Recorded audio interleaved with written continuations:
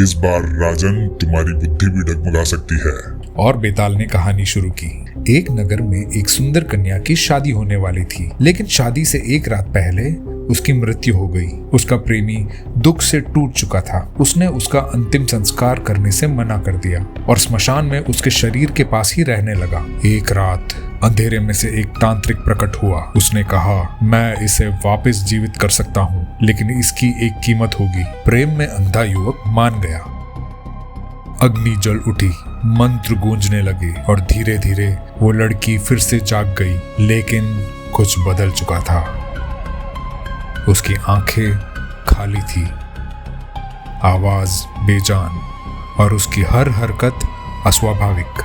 फिर भी युवक ने उसे अपनाया और उससे शादी कर ली। लेकिन शादी के बाद वो कभी सोती नहीं थी, कभी खाती नहीं थी और कई रातों में चुपचाप कहीं चली जाती थी। एक रात युवक ने उसका पीछा किया और उसने जो देखा उससे उसकी आत्मा कांप उठी।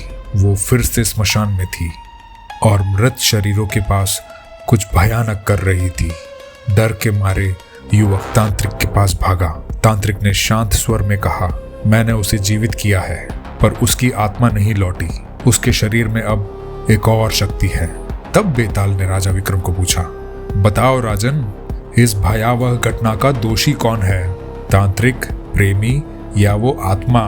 राजा विक्रम बोले, सबसे बड़ा दोष उस प्रेमी का है। उसका मोह उसकी सबसे बड़ी कमजोरी बना। उसने प्रकृति के नियम को तोड़ने की कोशिश की और उसी का परिणाम भुगता। बेताल मुस्कुराया, शायद तुम सही हो राजन, और इतना कहकर वो फिर से उड़ चला। कहानी का संदेश ये है कि हर वापसी वरदान नहीं होती और कुछ दरवाजे कभी नहीं खोलने चाहिए। अगली कहानी जानने के लिए सब्सक्राइब करें।